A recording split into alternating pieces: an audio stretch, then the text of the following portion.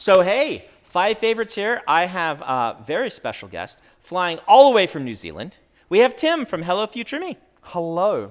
I am here and not entirely sleep deprived.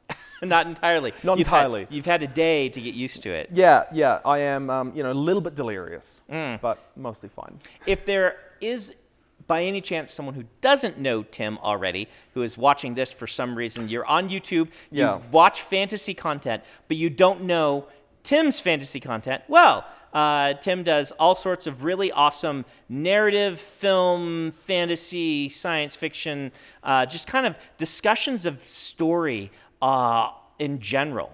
I basically just talk about kind of writing and world building from the perspective of these are some amazing stories.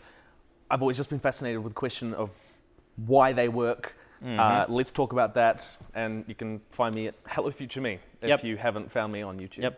I should say hello. I should have said the channel Hello Future Me. Hello, current Tim. Yeah, no, that's that. It's all right. It's a little awkward to say hello Future Me. So It works. It's fine. So Tim had pitched doing best writing advice, and that seemed a little broad. And maybe a little, you've heard it all. You can go watch Tim's channel. He does talk about what makes good writing and things like that. I pitched worst writing advice that we have ever actually heard. Much more fun. Yes. Much more fun. Yeah. So we're going to tell you the worst writing advice we've ever heard and why it's bad writing advice. And I'm going to start off with my number 5. My number 5 is cheating. I'm a big cheater pants because there's 2 of them, but they basically have the same sort of discussion point, which is show don't tell / write what you know. Yeah. I mean, there's like when you talk about like bad writing advice, there's kind of bad writing advice for you specifically. And then there's a lot of like things which are so broad that they're inapplicable, or there's things which come with so many asterisks that you kind of like it's a bit unhelpful to give them to people without so much clarification. Like, I think both of these, show, don't tell, is good advice for writing 101, right? And if you're not familiar with what show versus tell means, in a story, you generally want to construct a scene that indicates an idea rather than having characters sit down and just talk out the idea. Or even worse, just say it in narrative.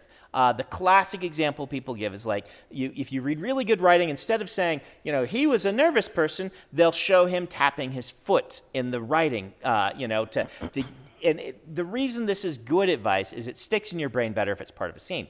The thing about it is, showing takes so many more words than telling. Yes. Just an amazingly large amount of words. I spoke about this in a video where I used an example from Neil Gaiman's work. And basically, this was in The Ocean at the End of the Lane. Okay, great book. And he has like a line where he just says that his character felt proud, right? Which is, and it was a passing, simple emotion, which didn't need to be super deeply explored. But sometimes you ruin the pacing of like your sentences or scenes by like having these long, elaborate, like he was physicalizing how his pride and stuff, and it sort of blows it out of proportion sometimes. No, absolutely. And the thing about hearing this advice is you'll hear show, don't tell, and then people will be like, all right. And then you go read any author in the world, and you'd be like, Shakespeare's telling right here. Neil Gaiman is telling right here. Agatha Christie's telling.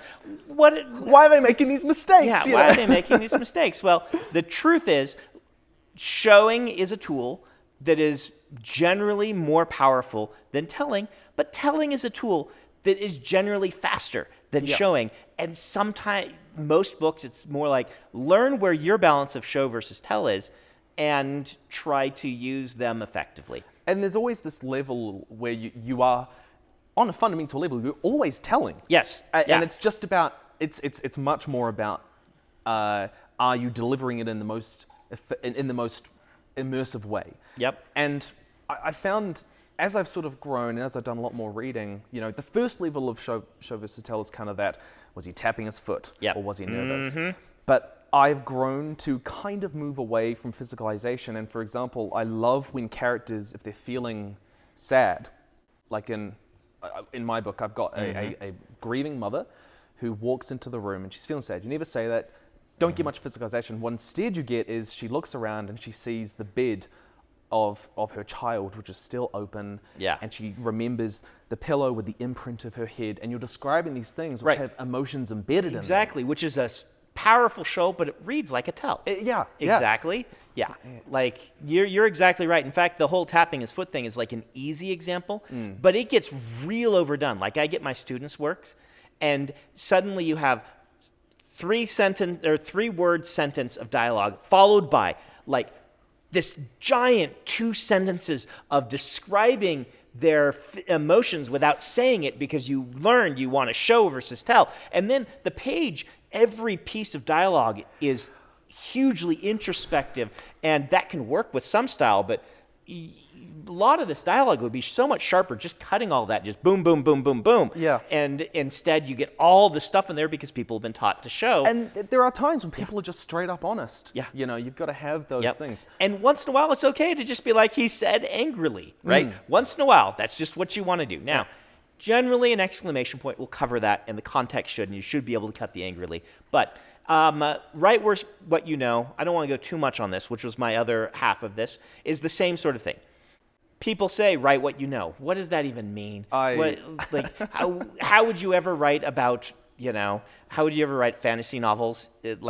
And beyond that, it's good to force yourself to write things you don't know, because that's where you grow and you explore the world. And so I don't even know. Write What You Know has one little good piece of advice to it, which is, hey, do you have a special skill set or passion that is unique to you that you can bring to your work that'll give it this real powerful sense of character?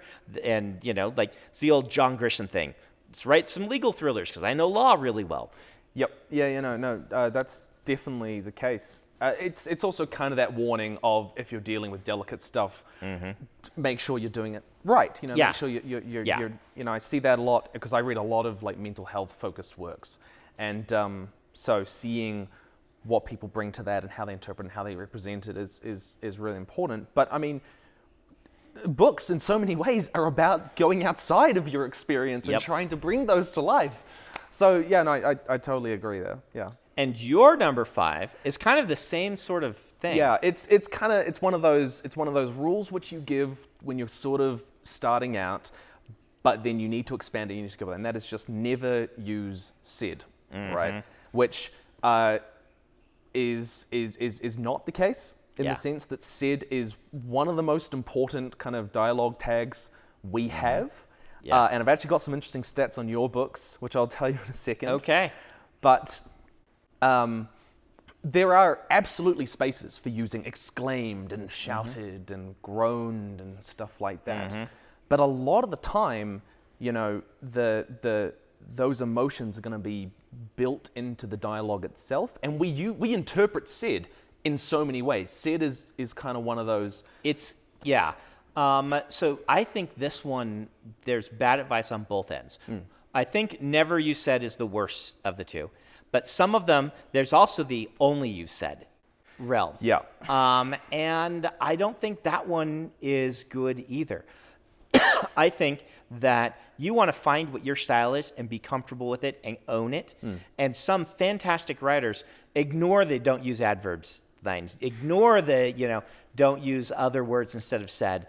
I think for general lean writing, said, asked, shouted, whispered, a few of these are going to be what you should need most of the time.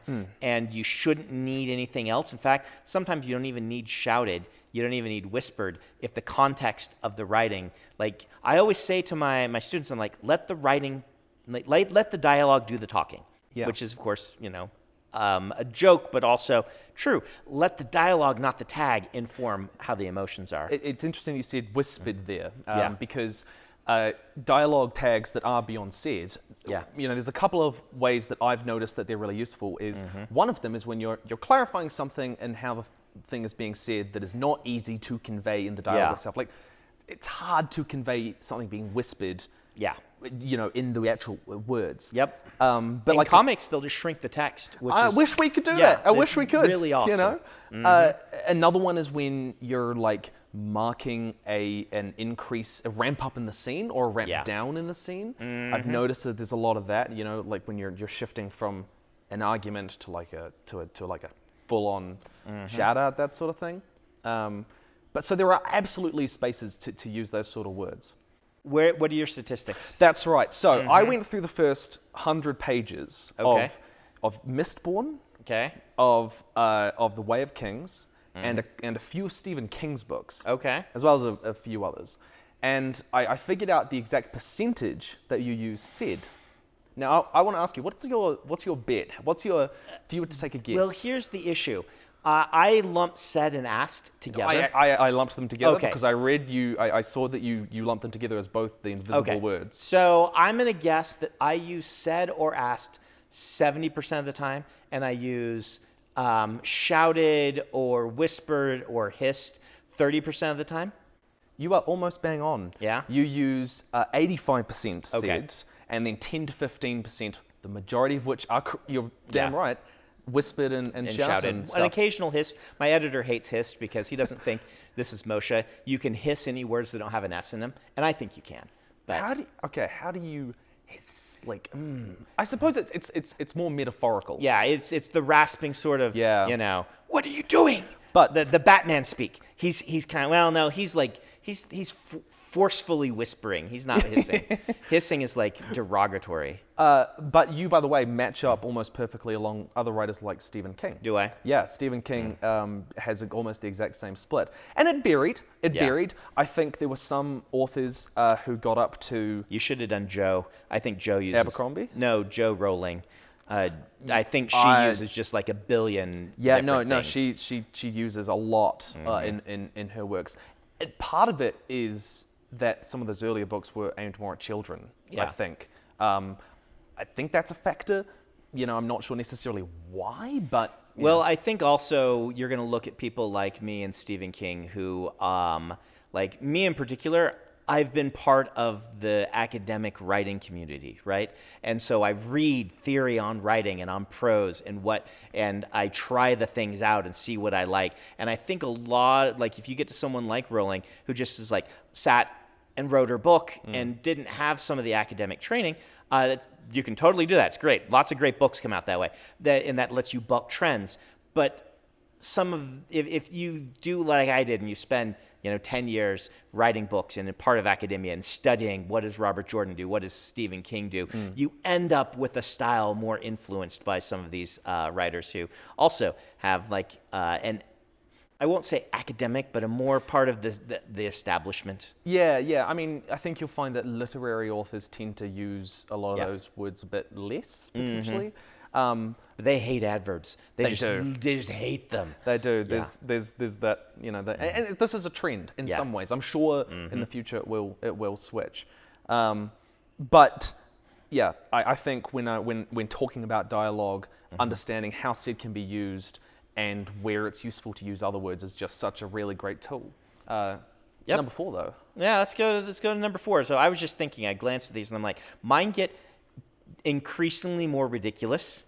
Like 5 was kind of like, this is good advice, but it has huge asterisks to it, right? 4, I think, is just kind of bad advice if you want to be a professional writer. Then they get silly. These are all things I've legit heard. So, but 4 for me is still in the realm of just kind of bad advice, which is right when the muse strikes. Speaking of academia, I did spend, I went and got a master's degree in creative writing. Not an MFA. I don't get to have the F. They didn't have an MFA program. All the MFA programs turned me down. I applied You've got an honorary doctorate now. I now have an honorary doctorate so you're in a letters. Doctor, Yeah. Yes. But yes, they all turned me down. But you get into some of these classes, and you will take classes from writers who have never had to make a living on their writing, which doesn't mean that their advice will all be bad. In fact, they'll have lots of wonderful things to say about writing, but they also don't really know what it's like to be like, I have a deadline. I'm going to turn in a book. And so they will give this writing advice of right when the muse strikes you, Well, if you're a professional writer, you need to learn how to make the muse strike you. And in fact, a lot of my best writing, and this is very consistent across professional writers I know, happens when you don't feel like writing. You do the things you need to do to get into the mood. You sit down and you have some of the best writing days you've had because you get over that bump of I'm not writing today. And then your brain's like, oh, I guess we are writing today. Well, here's all the cool stuff that I've been waiting. And it's And I mean, sometimes people get paralyzed waiting for lightning to strike. Yeah. You know? So I will, when I'm writing short stories, you know, I will go and sit in a deliberate place, shut myself off from the internet as best I can, and like I won't necessarily feel like writing today, but I'm like, I need to get the short story done. And you just sort of, you can always come back to it, you know. But it's also, a lot of people aren't going to have necessarily the time to wait for the muse to strike them. I mean, you know? Dan, my podcasting co-host, he had to write it during his lunch hour. Yeah. That's the time he had every day because he had a day job. And it's like, I've got a half hour after eating my food to write. I need to do that every day. That's when the muse has to strike me. Otherwise, I'm never going to finish this book, and he did it. And it's a very romantic way of looking at writing. And don't get me wrong, it can be very romantic. It can be. Yeah. But I feel like you need to train, like, if you train yourself to be a writer, a lot of the romanticness will come after the book is done, and you're looking at it and you'll be like, how did I do this, right? It's in the moment, you're banging your head against a wall, or you're working through some hard character thing where you're like, I have to indicate this, and you're just wrestling with the story. Yeah, and also like being in the story, like actually forcing yourself to write it, you are grappling with it, and that's where where I often find the answer. You know, you're actually fighting to make the story happen, you know. Yeah. All right, well, what's your number 4? My number 4 would be that you need to make your characters likable.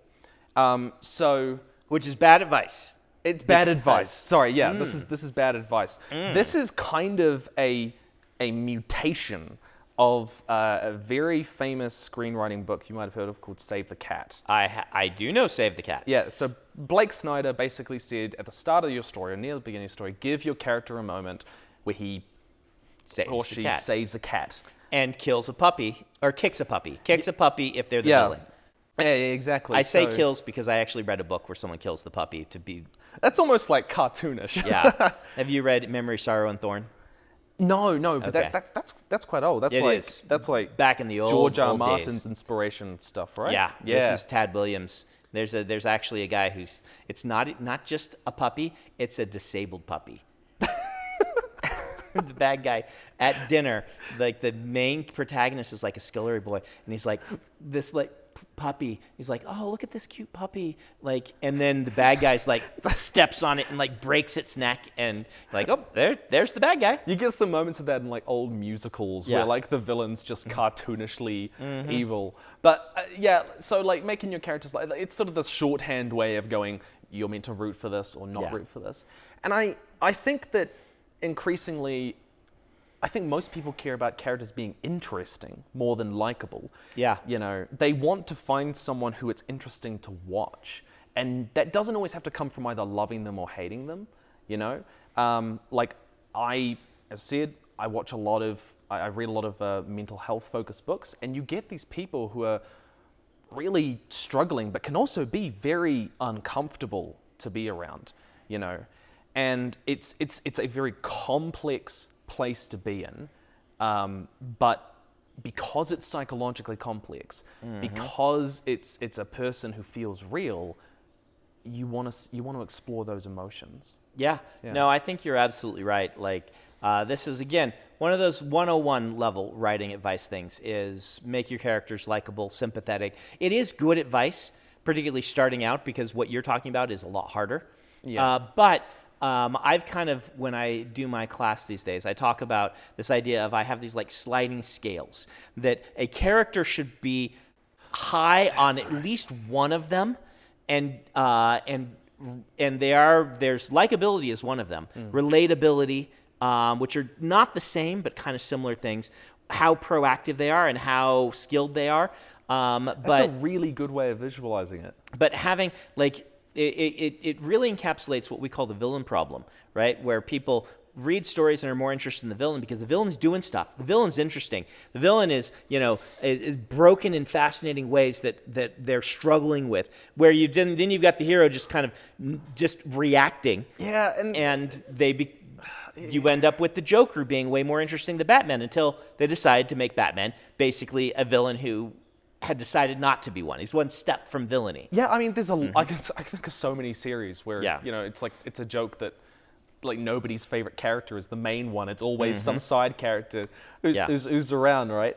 And making characters likable or helping you root for them it can be a really compelling story. I mean, people's favorite character in the Lord of the Rings tends to be Sam, and that's pure likability. It's absolutely a valid way to write, but you know what? Nobody's favorite character generally in Harry Potter is Harry Potter. No. It's generally Snape, right? Yeah. Like he tends to win the favorite character polls, and Snape is the least likable person. But he's interesting. Yes. He's got that conflict, and he's sympathetic without being likable. That's true. Yeah. So there's that nuance there. But again, it's kind of one of those things what you give to start with, what comes with asterisks, that make it unhelpful in the long run if you're trying to go beyond that first level of writing. So my number 3, you can see the board. You have no idea what this means. No. It's a very odd phrase. It's an inside joke among myself and my friends. Because some of my friends and I took some college courses during our kind of graduate work. This story actually comes via Jancy, one of my co-authors, who's working on the Skyward books with me. She was in my writing group at the time, and we were taking a lot of the same classes and had the same professors and things like that. And she was taking a class from a very literary professor, kind of a Western literary, which in our terms means like to write about people out on the farm or on the ranch, experiencing inner turmoil while they have external I've got stoicism. a literature degree, so I did a lot of that stuff. Yep, lots of internal conflict and outward stoicism. And a writer who's, I actually really am fond of him, was reading her piece, and he was like, "Why don't you add some rats with swords to this scene?" And Jancy's like, "What?" He's like, "That's the sort of thing that shows up in these fantasy books you guys write. Put some rats with swords in. I want to see some rats with swords." That's Reaper cheap. It's just Reaper cheap. Yeah. And the thing about this is legit bad advice. The lesson to be learned from this is you will get bad advice on your stories, even from professionals who will try to take your story and make it into what they would do instead, or what right? And taking advice is really hard because you do want to learn to get feedback and to improve with that feedback, but oftentimes you will get terrible advice. And you need to be secure enough in what you're trying to do with your own story that you don't go completely off target by just doing whatever someone says you should. And the other half of this is that when you're getting feedback from other people, so often when people give feedback, they're not understanding what you were trying to do. Yeah. They then take it and they need to understand what you were trying to do so they can say, did you achieve that? Yep. So learn, you are the expert in your own story. You get to override any piece of feedback, and also don't try to take it all. I once had someone in my writing group come submit a piece to us, and the first chapter read one way, and the second chapter read like it was from a different book entirely.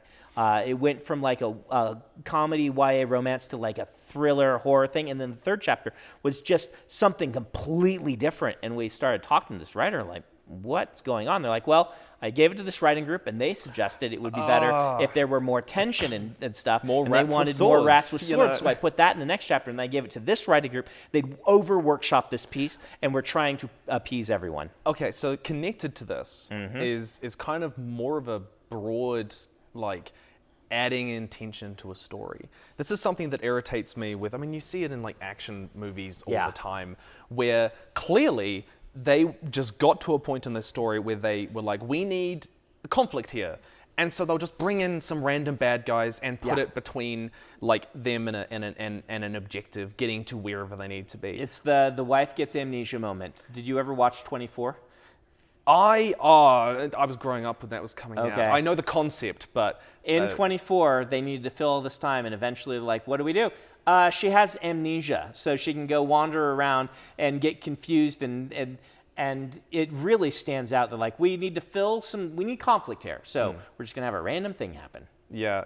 So it's that random conflict, whereas like I always want to feel like the conflict is an integral part of the scene, you know, and that's good friend of mine, Bryce Moore, a writer. You guys should all read Bryce's books. He was in the writing group with me and Jancy. He coined a term that he's going to be embarrassed that I'm telling you. He says, because it doesn't make any linguistic sense, but he thought it was funny. He calls it Deus Ex Wrench. So Deus Ex Mensch means God of the wrench. Yes, but it's obviously Deus Ex Machina, where you would... Yeah. Deus Ex Machina is when you save the characters. Oh, this is throwing into the machine. Right? Wrench, it should be Machina X Rex, but he called it Deus Ex Wrench because it's when the hand of the author creating conflict appears in the story, and that kicks you out because you're like, this is obviously... manufactured conflict. Yep. Yeah, and it's visible. It's visible. Yeah. Totally agree. We're completely off target though. We should go to your number 3, which is one I really love. This is really great. Yeah. So number 3 would be cut anything from the plot that isn't immediately dragging the reader forward. Again, this is quite a screenwriting thing. I was going to say, the screenwriters who are forced to work in 90 to 120 pages have to just be so lean that, but this is, I don't do this. I've never done this. No, I mean, I live for the slower scenes that are just psychologically complex and feeling. Like, feeling is so important for your characters. And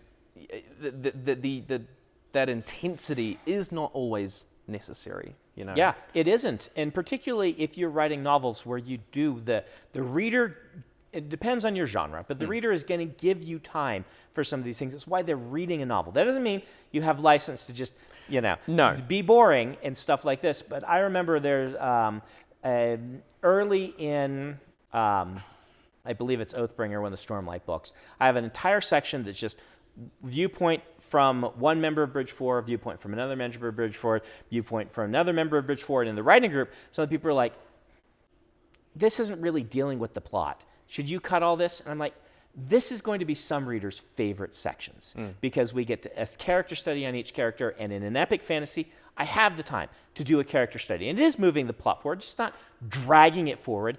And then the other aspect is, like, I had just done a big plot arc with a big climax in part 1. I'm like, we can calm down and spend some time with characters in part 2 before we ramp back up.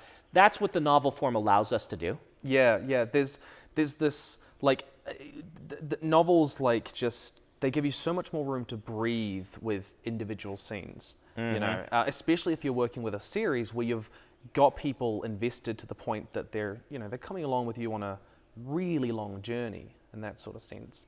And connected to this is people have, I think, overemphasized the importance of, like, the opening line being like the most bombastic hook you can imagine, you know. Have you heard my story about this? No.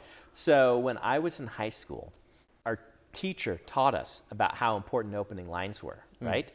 And so we were giving reports, group reports, and a group got up together and had learned this lesson the wrong way. They said, sex, sex, sex, sex, sex.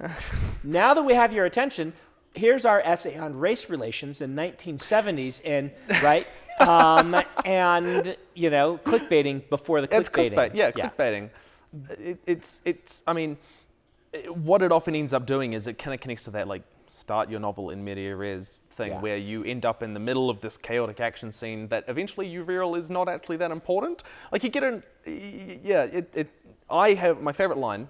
One of my favorite opening lines is from Jeff Vandermeer's Annihilation. Okay, yep, good book. Fantastic book. Yeah.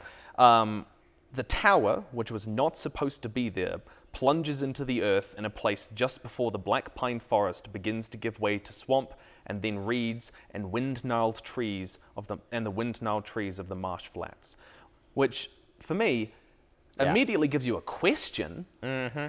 But you know this is just, it's a mostly slow book. Like it's very introspective, there's flashbacks, it's not a fast book, it's not bombastic, but you introduce questions. And the questions are what are really interesting. It's like the clock striking 13. In 1984? 1984, Yeah. And also, like, the sky was the color of a television screen turned to static. Yeah, turn to static, that's Snow Crash, huh? That's is that Neuromancer? That's Neuromancer. Sorry, yeah. Okay, yeah. No, you're right, because Snow Crash starts with the pizza delivery. Scene. Right.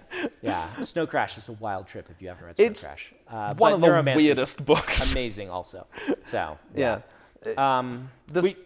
But their desire to constantly be bombastic and stuff, I think, is a bit overstated, and like being, there's not enough dragging us forward in the scene. It's sometimes legitimate, but especially in the novel format where you can take a bit more time to breathe, is because people do take screenwriting advice and apply them to novels, not really realizing it's screenwriting advice. Different arts. Very different arts. There are some things that you can learn from. Totally. But yeah.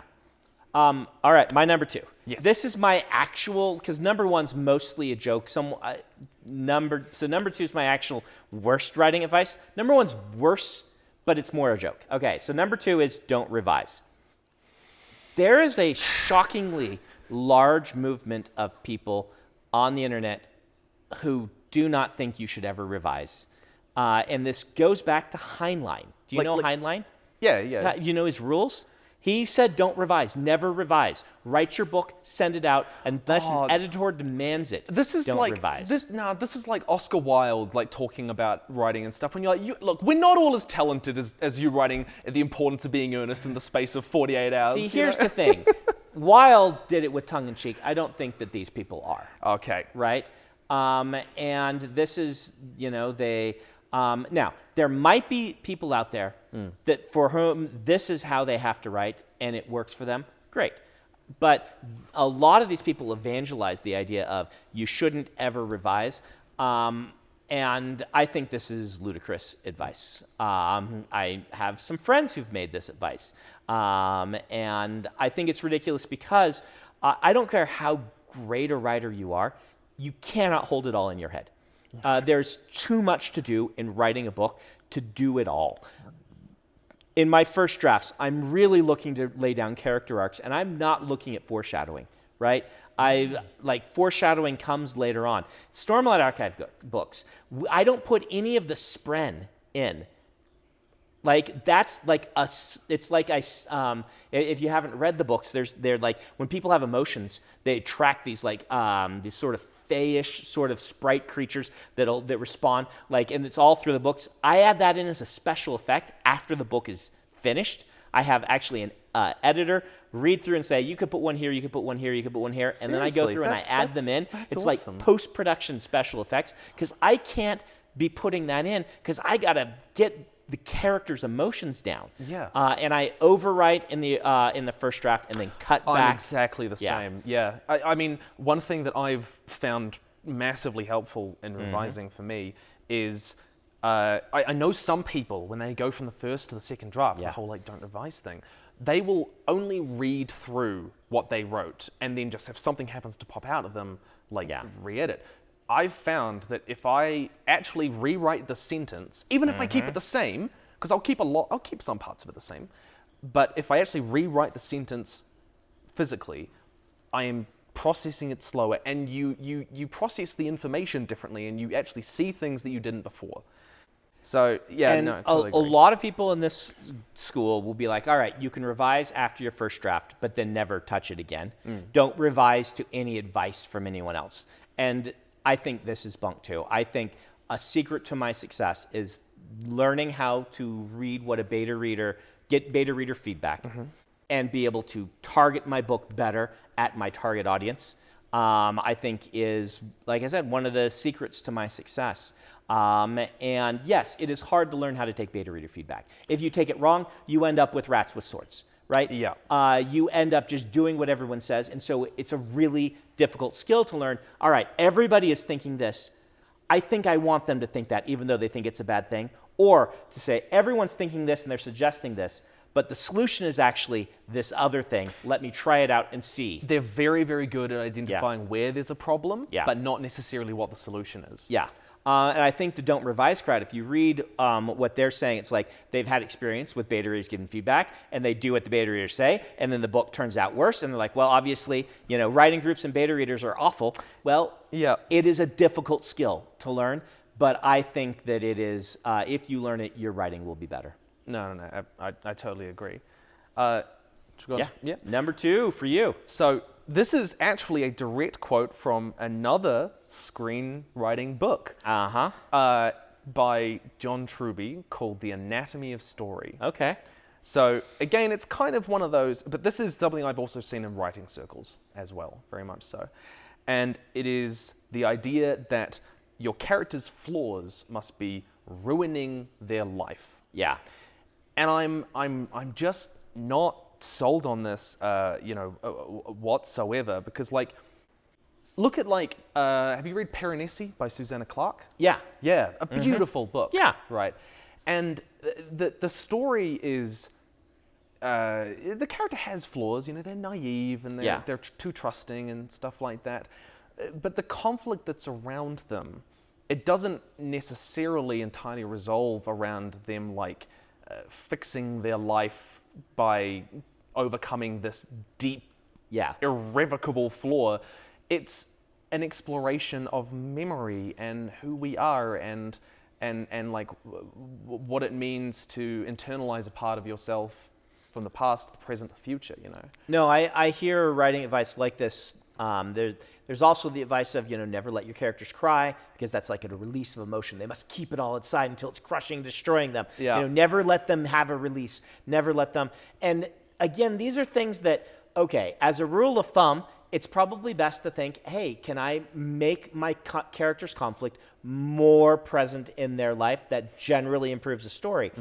But not every story, and there are a lot that it would make worse. I mean, cozy fantasy has become immensely popular. It has. And I haven't been able to read Tress yet, but you put it in the cozy fantasy genre. I did. And cozy fantasy often features people who are, flawed, don't get me wrong, but it's not this deep character drama where it's you're filled with distraught and it's ruining your life and you must overcome it. It's this slice of life, and people like to read.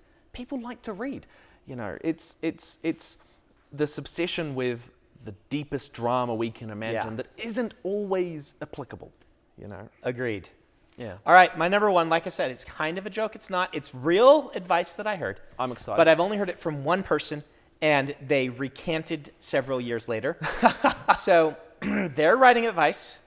I actually had a couple of students coming to me and saying, I just went to this lecture, and this is the writing advice that the person gave, which was they had heard that if an author is attractive, they're more likely to sell more books and go on tour. So get fit. So they said, send a headshot with your submissions that's a glamour shot of you looking as attractive as possible with your writing submissions. And then gets even better. They said, this is back in the days before electronic submissions, do not send a return envelope. If they want it badly enough, they will hunt you down.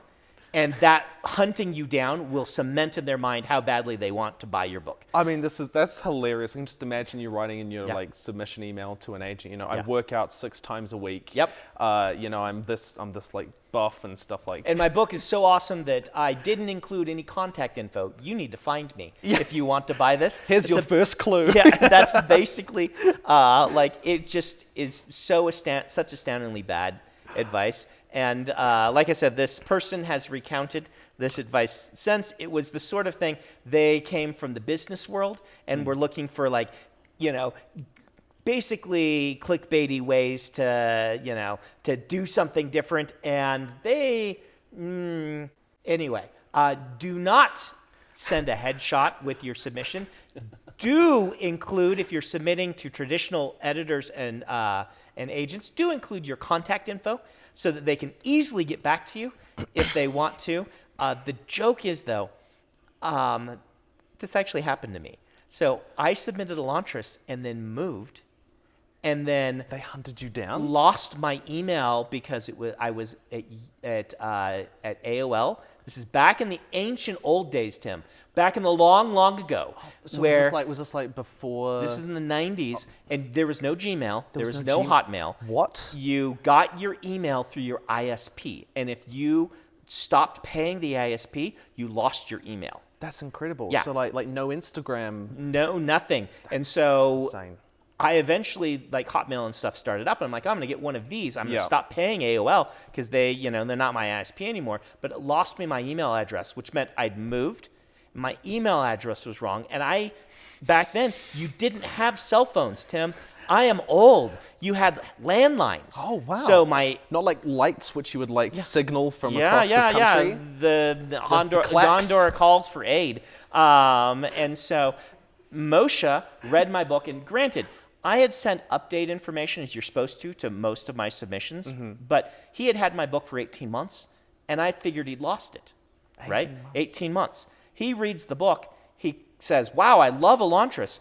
And so he calls me, and it's the wrong number, and then he sends a snail mail, and it comes back undeliverable, and he cannot get a hold of me because my email is no longer valid, and so he had to Google me, and he found my faculty page during my my MA, no F for me, that I was teaching a class that I'd put up there so my students could call me, and he called me and said, hey, is this the same Brandon Sanderson who sent me a book 18 months ago? Because if it is, I want to buy it. So the joke is that he had to hunt me down, and With I a did sell headshot. that book. Yeah. I mean, just obviously too attractive. Yeah, that's obvious. Go. That was what sold it. That's incredible. All right. Number What's your one. number one? Okay, so this is number one for me. Not necessarily because it's like the worst writing advice. Again, it's one of those things which I think I know what this. You only have a clue there. I think I know what this is going to be, and I think I'm going to agree. But this happened to me and comes with an unusual story. So the piece of advice is follow the hero's journey.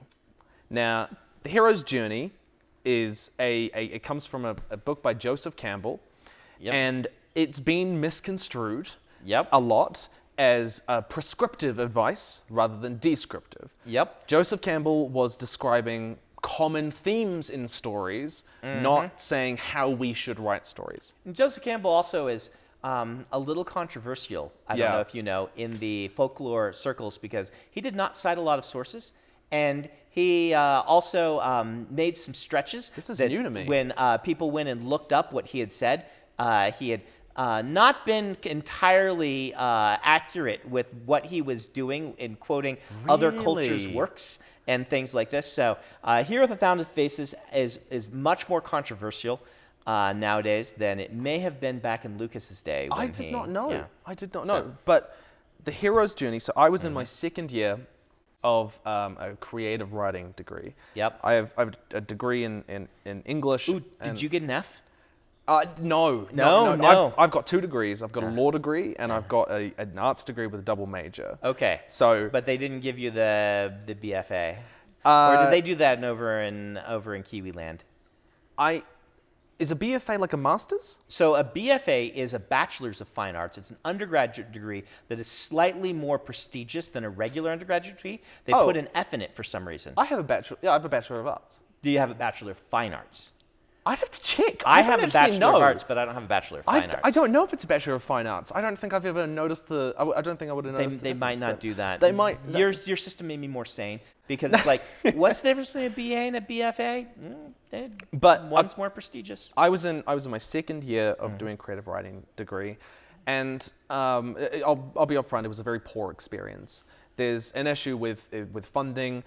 They weren't the school wasn't getting enough funding, which means that they kind of lowered the standards for more students to sign up, but that had a negative impact on the quality of it. And one unfortunate impact of that is that I had a lecturer who one of the first assignments we were asked in second year of university was to write a story based on the hero's journey, which I kind of was a bit baffled by. And so I kind of wrote a story which I thought was cartoonishly bad.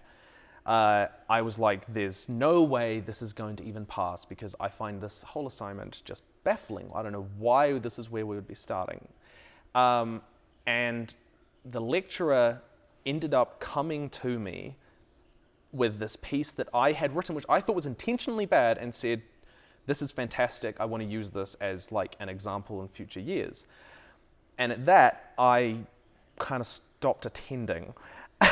So I can see that. Yeah, it was an unfortunate sort of storm of events all at once. I had other papers, which were my English literature papers, which were fantastic, but this was specifically creative writing. And so it was advised, follow the hero's journey because it creates a satisfying story. And I've since, after seeing it at university, seen it echoed 1,000 times on websites and blogs and YouTube, and it's just, what of course it does is it limits your storytelling, and it ends up locking you into a structure that is not necessarily applicable to every kind of work. And I think that, as you mentioned, one of the things about the hero's journey is Joseph Campbell, who did do some good work, don't get me wrong, was identifying some similar themes across many different cultures and saying, look, these are shared human experience, and it seems like they resonate. And these similar things happen in a lot of the stories. And a part of the problem we have with Campbell is they happen in some, but not every one. He tried to make them in every one. Yeah. And I think that insistence that they happen in every one of them and over belaboring his point led to some of the slavish attention to. The example I always use is George Lucas, who loved and loves Hero with a Thousand Faces, putting the virgin birth into Star Wars because it's an aspect of the hero's journey that he had not managed to get into the previous ones, and he always wanted to, and it's a hallmark of the hero's journey, and it's just like, it doesn't, born of the Force, what? Why is this here? It doesn't make sense to any of us, and it just is shoehorned right in there.